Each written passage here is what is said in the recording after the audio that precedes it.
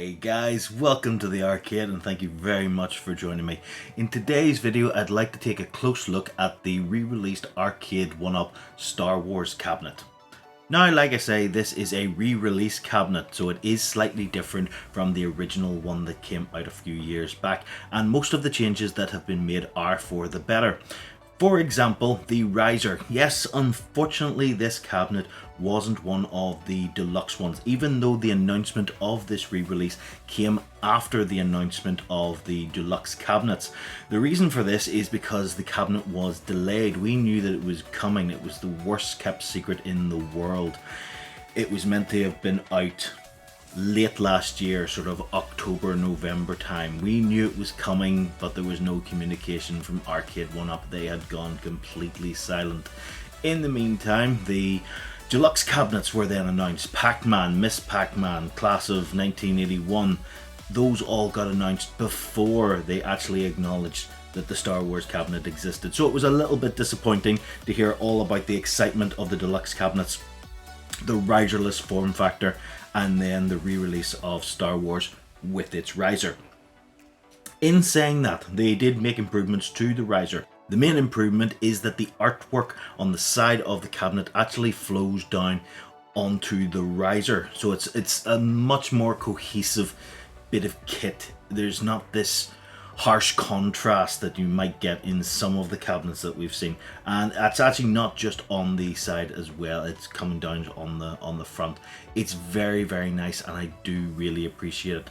I don't mind that it has a riser. All of the other arcade cabinets that I have in the arcade do have risers, so if it was a deluxe cabinet it would kind of stand out, so I'm not too fussed on that. Construction wise, it's similar to what we've experienced with any other arcade 1-up. What I will say is that unlike Marvel vs. Capcom, which sits behind me now, it's not as tall. With Marvel vs. Capcom and a few others like Big Blue and things like that, they had extender panels to make it a little bit taller. The Star Wars cabinet doesn't have that, it's just the standard cabinet, so it's one piece for each of the sides that then sits on top of the riser. But the wood is what you would expect. It's the same sort of grade. You've got the strengthening slats within, you've got the normal screws, the screw holes were all lined up. I was very happy. I couldn't find any issues with it. Normally you would get like a screw hole that hadn't been completely pilot drilled, or it was out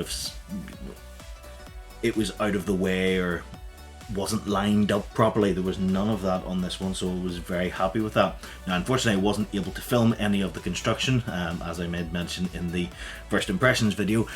I really don't have the room to be building stuff in the arcade anymore. I'm completely out of space, so filming me constructing this cabinet would just be me tripping over things and swearing a lot, so be thankful you didn't get any of that. But the construction actually went really well. Built a few of these things now.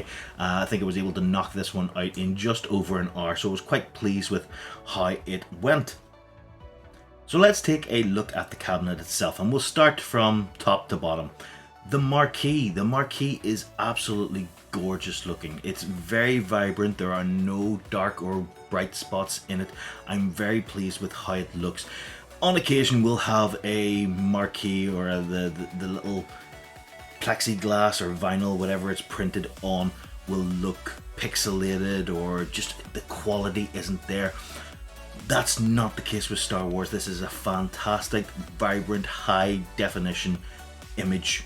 I love the fact that they put the Atari logo on there, the X-Wings, the TIE fighters all look brilliant. Like I say, there isn't any darker bright spots that I can see anyway on the Marquee. It lights up very well in a bright room and just looks incredible when it's dark.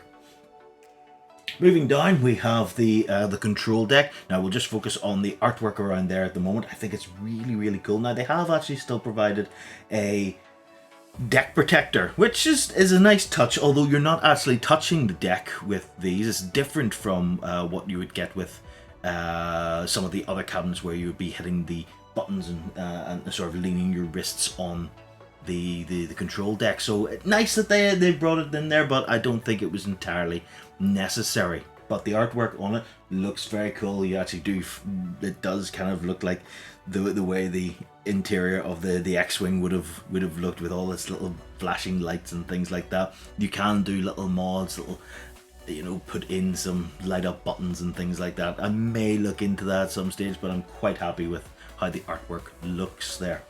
Moving down again, we have a light up coin door.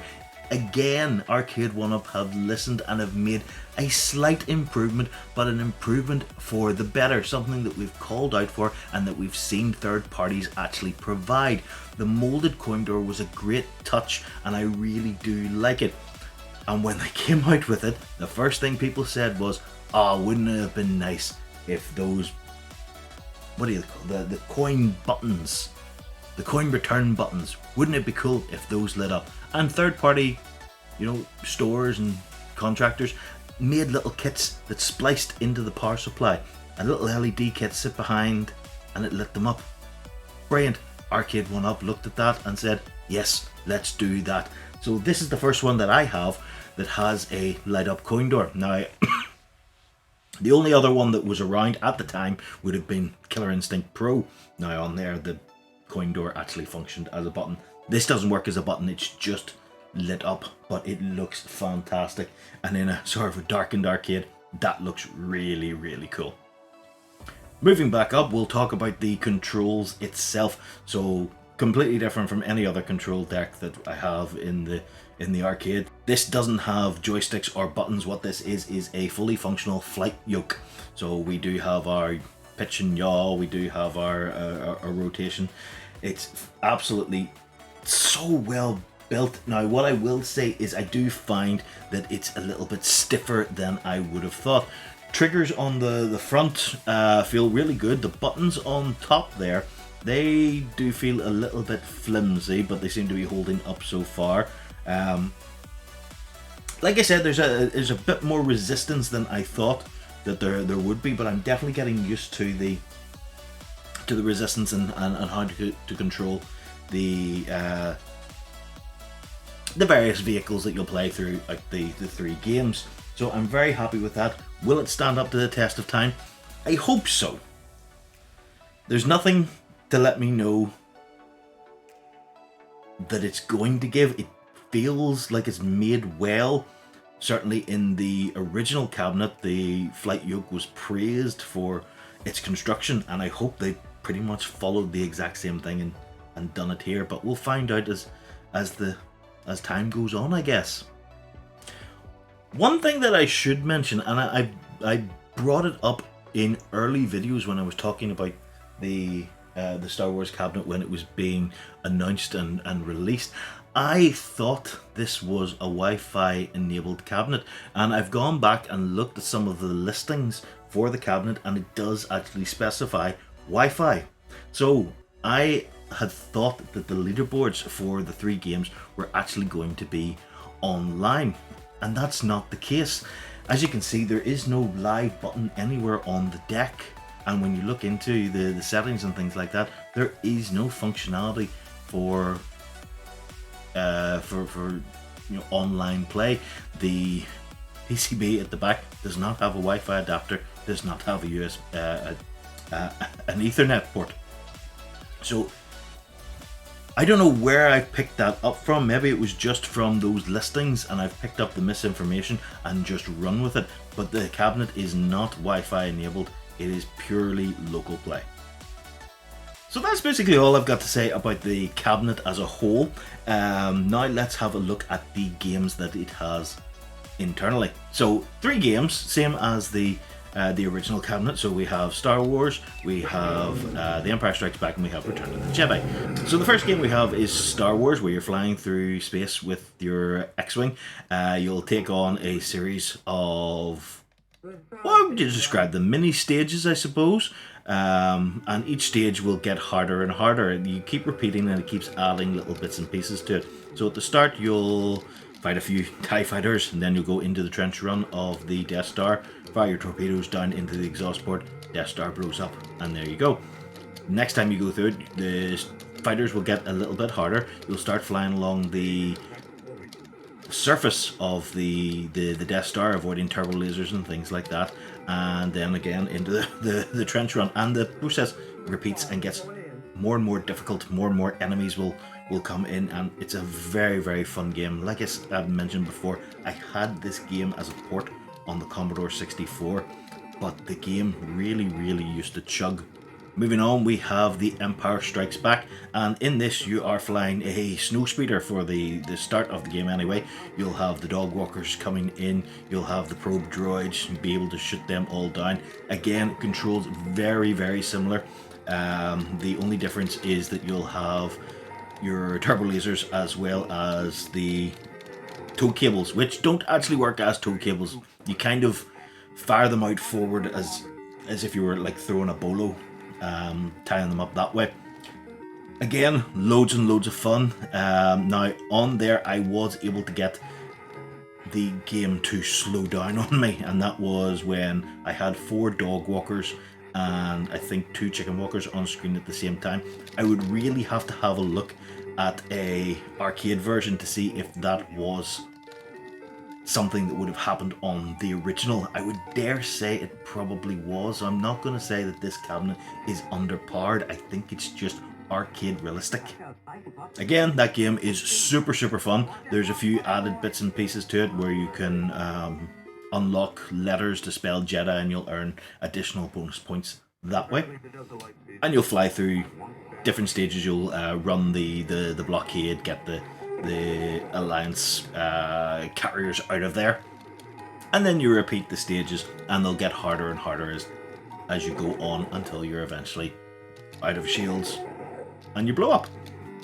Now, I've never played The Empire Strikes Back in an arcade machine, and honestly I hadn't played Star Wars, the original one, on an arcade machine until recently. So I don't really have any basis to say yay or nay to Empire Strikes Back. It's a load of fun. I can't say if it plays as well or better or worse than the arcade, but what I can tell you is I love it. It's a fantastic game, and certainly becoming one of my favourites on the machine. Moving on to the final one, we have Return of the Jedi. Now again, I have played this, but it was a port on the Commodore 64, and I remember being absolutely rubbish at it. And what I can tell you is, I'm rubbish at this as well. So you'll start off with a bit of an isometric view, I guess. You're kind of piloting a speeder bike through the Forest of Endor, and you're going towards the upper right of the screen. You're still controlling it with the flight yoke. Is it yaw and pitch? Maybe I'm getting that right. Will control your speed, and your rotation will come left and right on screen. It's really, really difficult, and it's fast. You've got to be really, really quick to avoid the trees, spring the traps, things like that. If you manage to get through there, which for me is a challenge in itself, you'll go on to the next stage where you'll fly the Millennium Falcon within the Death Star, targeting the core. So you'll basically fly in, get to the core, and then you've got to fly all the way back out again. And again, you'll repeat the stages if you've still survived. All 3 games on the cabinet are absolutely fantastic. I've really been enjoying them. I've also had Kirsty and Jason playing the machine as well. They've been doing really well at it. Jason absolutely loves the Star Wars, the first game. He's getting really, really good at it, so he gets his seal of approval. I think the cabinet is absolutely fantastic. Now, talking about value for money, which I guess we should touch on, I picked this cabinet up for £466. So I got it a lot cheaper than it's been in a long time. That was actually on the Amazon Prime Day sale, and they didn't stick around long, which is understandable at that low price. Normally this cabinet goes for £699, around £700. Now we have seen it drop to £599 and £580. 466 was way lower than it's ever been listed, so a lot of people jumped on it and they sold out really quick. I was very lucky to have spotted it and picked it up. Would I say it's worth $699. No, I don't think it is, and to be honest, I wouldn't say any of these arcade cabinets are worth £700. I definitely think that they're extending the prices far too much. I really think the sweet spot is around 500, 550, depending on the type of cabinet. By what I mean by that is, I would say if it's a racing cabinet or a gun cabinet, that you're going to pay more. And yes, that kind of does apply to this because it is sort of a flight cabinet. So I would say 500, 550 would be absolutely fair for this cabinet. 700 is far too high for any of them that are out at the moment. So value for money, if you can get it in a sale. If it ever came down for 466 again, I would absolutely say jump on it, because I'm getting so much enjoyment out of this one. It's a great addition to the arcade, and it sits nicely in my little Star Wars corner right beside the pinball machine. Anyway guys, thank you very much for joining me. I hope you got something out of this review. If you have any questions or anything like that, drop me a comment in the comment section below, and I'll do my best to answer them for you. Anyway, until next time, I will see you later. Have a good one. Bye bye for now.